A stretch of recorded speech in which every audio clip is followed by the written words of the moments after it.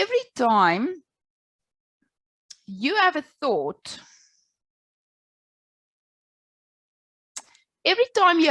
so this is just something I want to run you through to keep this in mind, but we are really going to talk about thoughts, feelings, and emotions up and until actions for the visualization.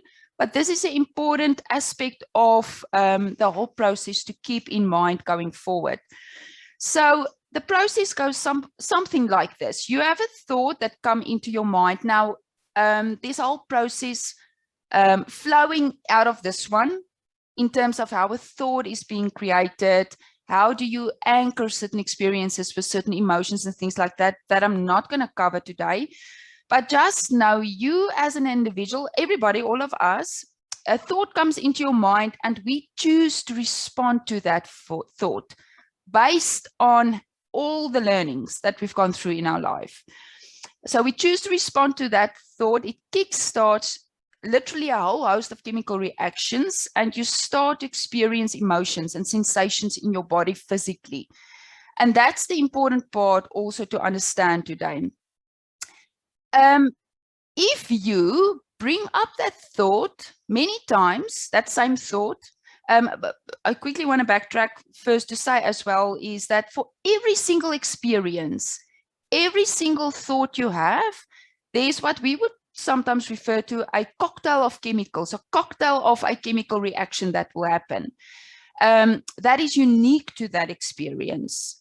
So let's say, and it's not as easy to say that if you jump off a cliff, this is what's happening in your body. And if you drive in a Formula 1 car, this is what's happening. It's not that easy to sort of distinguish between the chemical process or the mechanisms. But just know for every single emotion that comes up, there's a different cocktail of chemicals or a different cocktail of a mechanism that's released in your brain. So when you have this thought and then emotions and a certain feeling, for today's purpose, I'm going to use emotions and feelings. They're not quite the same thing, but I'm going to refer to them as the same thing. That will cause a physical change in your body, like I said previously. So let's say you are anxious, you are at the starting line of a marathon, and you are extremely anxious, you had a bad night's sleep, whatever the case might be, and your heart starts racing because you are nervous. It's because you started to think about certain stuff and it created a physical response in your body. So